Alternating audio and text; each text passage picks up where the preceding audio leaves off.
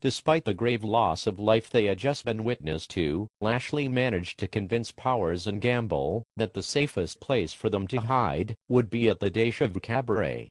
The three of them removed the strangled driver from the coach bus, and Gambill, who had the only clean driving record, drove them into the center of town.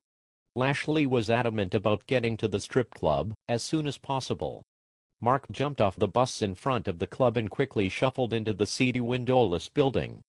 Powers, however, insisted that he and Gambill visit a convenience store to grab a 40 and some smokes.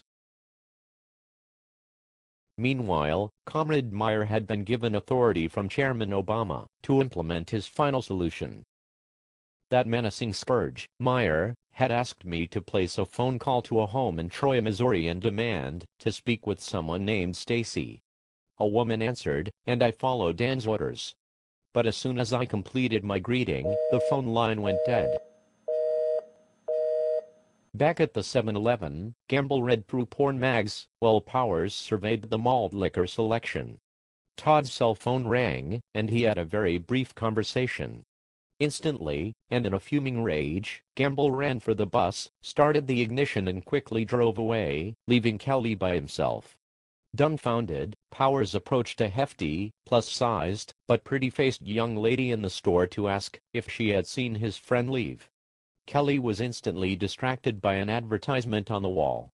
As part of his evil plot, Meyer had posted a flyer in the store that seduced Kelly into a high-stakes stud poker tournament at a nearby joint called the No. 10 Saloon.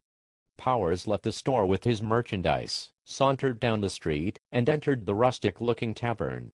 He promptly bought in, and sat down at a table with his back to the front door. For about 30 minutes, Kelly had a run of bad cards and bad beats. But he decided to go all in with a hand of aces and eights. At that moment, the dastardly communist, Meyer, entered the saloon, drew his pistol, and shot Kelly Powers in the back of the head. From that day forward, a poker hand of aces and eights would be called a dead man's hand.